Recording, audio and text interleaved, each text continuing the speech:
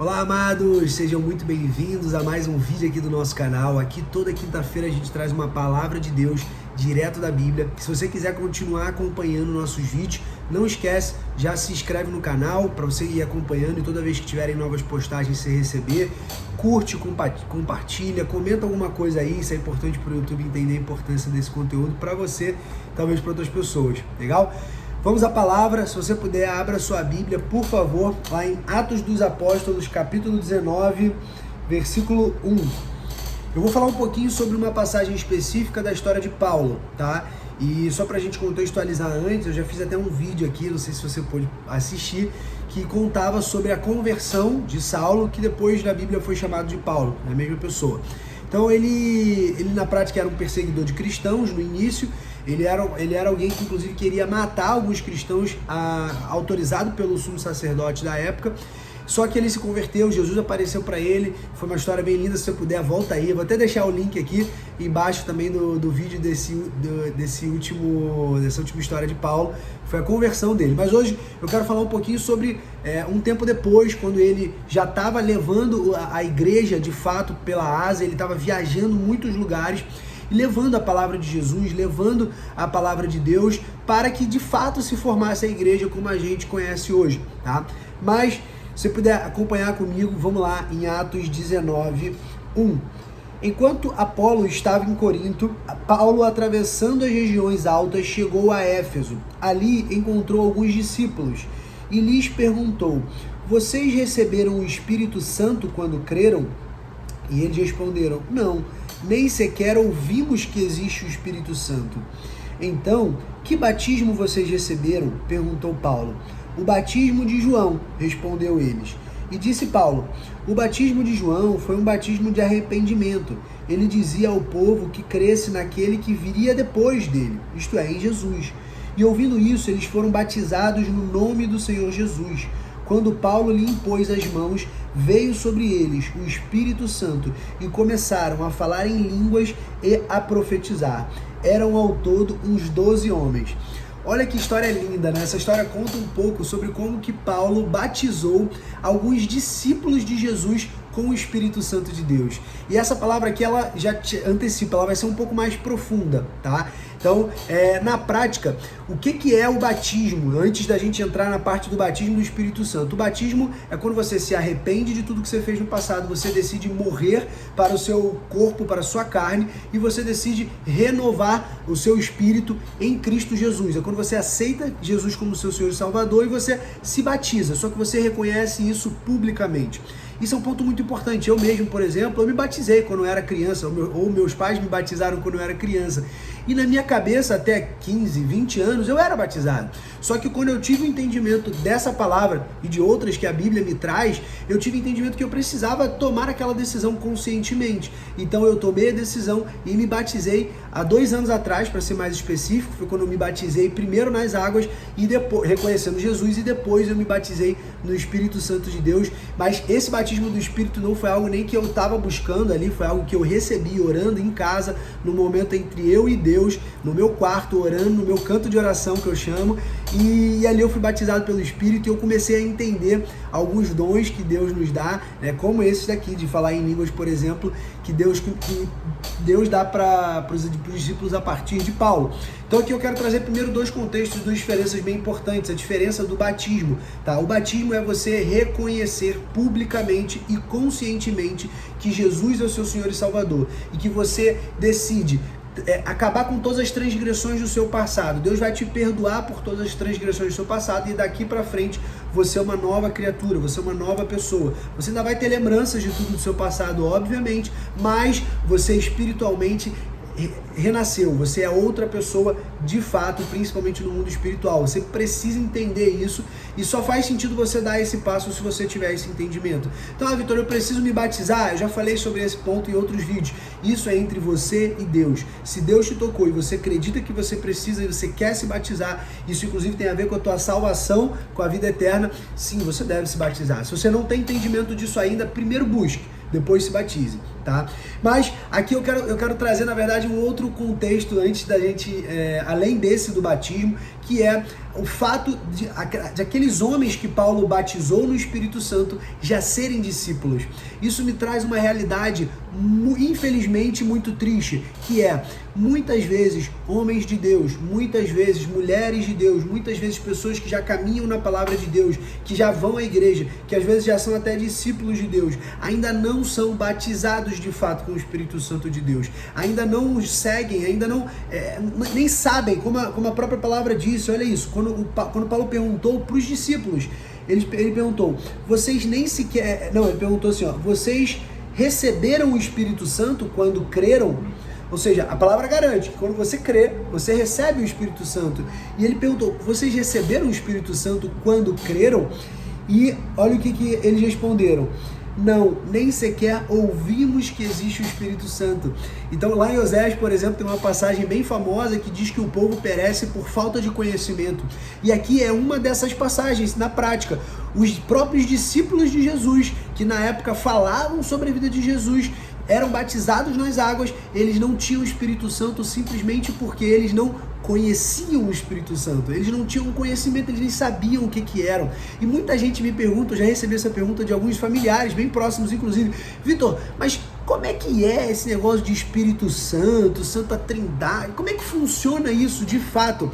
É inexplicável, racionalmente falando, só sentindo. Você precisa ter o Espírito Santo em você. Se você já creu em Jesus, se você crê em Jesus, parabéns, esse é o primeiro passo. Mas junto com isso, junto com essa crença, você precisa receber o Espírito Santo de Deus. E a partir disso, você vai começar a ter uma vida, uma espiritualidade mais acerbada, você também vai ter mais relacionamento com Deus, as tuas orações você vai sentir que vão ser diferentes. Enfim, o grande ponto é, aqui o povo tinha falta de conhecimento, mas não era só o povo. Aqui os discípulos também tinham falta de conhecimento. Por isso, inclusive, que Deus nos alerta constantemente na palavra dele sobre falsos profetas. E nós precisamos tomar muito cuidado com falsos profetas.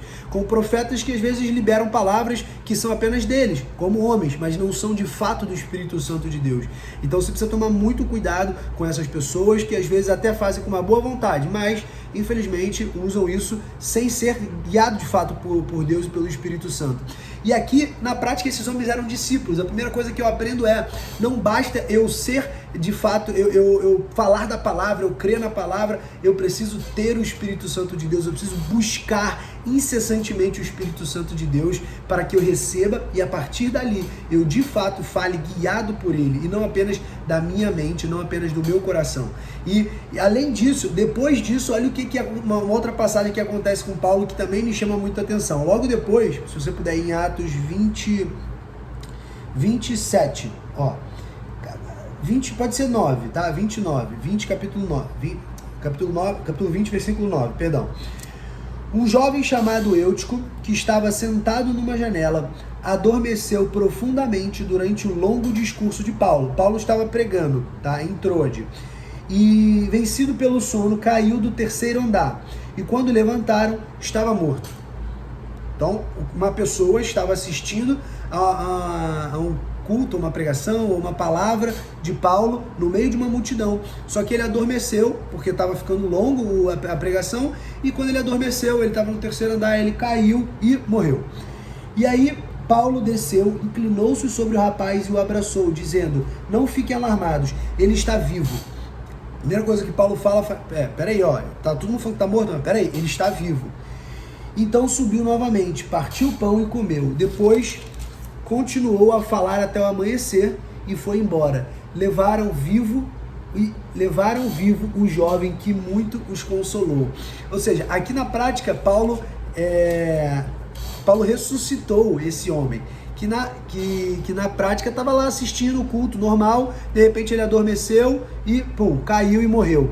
E aqui Paulo ressuscitou esse homem. Por quê? Primeiro, porque ele creu que ele era capaz. Segundo, porque ele profetizou sobre a vida desse homem. Esse é um ponto muito importante que eu quero trazer quando você é um discípulo de fato de Cristo, quando você crê em Cristo. E aqui, só para contextualizar um pouco, eu quero discernir, eu quero te dar esse discernimento.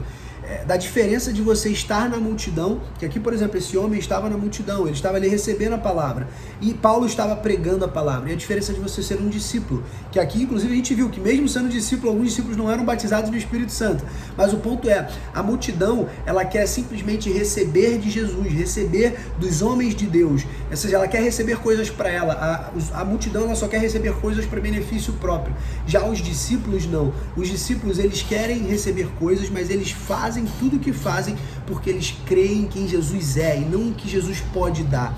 Então aqui Paulo provou que ele era de fato um discípulo que cria no que Jesus era e não no que Jesus podia dar. Ele era batizado no Espírito Santo já e por isso ele simplesmente profetizou sobre a vida desse homem que estava morto e esse homem ressuscitou. Assim como Ezequiel lá no Vale dos Ossos Secos, na famosa passagem do Vale dos Ossos Secos, quando Deus fala para Ezequiel, olha para esses ossos e profetiza, que ao profetizar, esses ossos ganharão vida e se tornarão uma grande nação. E assim aconteceu. Então, na prática, se você é um discípulo, se você está na multidão hoje, o primeiro passo, a primeira dica que eu quero te dar a nível de discernimento, busque ser um discípulo, tá? Busque de fato crer em Jesus, não pelo que ele pode te dar, mas sim pelo que ele é, porque ele representa, pelo que ele fez por você, por ele ter morrido por você na cruz, para acabar com os teus pecados, para que você hoje possa tomar a tua opção livremente de falar, eu quero me batizar, e ao se batizar, todos os seus pecados acabarem, todos os seus pecados serem esquecidos para Deus, serem perdoados, você ser uma pessoa nova espiritualmente falando, e além disso, você poder profetizar, e tudo que você profetizar espiritualmente, se tiver alinhado com a vontade de Deus, e se não tiver desalinhado com a palavra de Deus, vai acontecer, em nome de Jesus, como aconteceu com Ezequiel, como aconteceu aqui com Paulo. Isso pode acontecer com você. Eu vejo muita gente me perguntando, e às vezes falando, Vitor, mas eu estou passando por uma circunstância, e eu não sei muito o que fazer, eu já pedi auxílio para várias pessoas, você precisa buscar auxílio sempre, mas antes de tudo, ora, se comunica com Deus, se relaciona com Deus e, acima de tudo, profetiza, libera palavras, como eu falei no último vídeo sobre a palavra que Elias liberou. A palavra que Elias liberou, ele liberou com fé, crendo que aquilo ia acontecer. Então, libera palavras sobre a tua vida. Em nome de Jesus, se você está passando por um momento difícil, seja um momento de enfermidade, seja um momento profissional, seja um momento financeiro, libera palavras sobre a tua vida, sobre a tua casa, sobre a tua família, sobre as pessoas ao teu redor. E se estiver alinhado com a vontade de Deus, essa palavra se concretizará, porque você é um discípulo de Deus.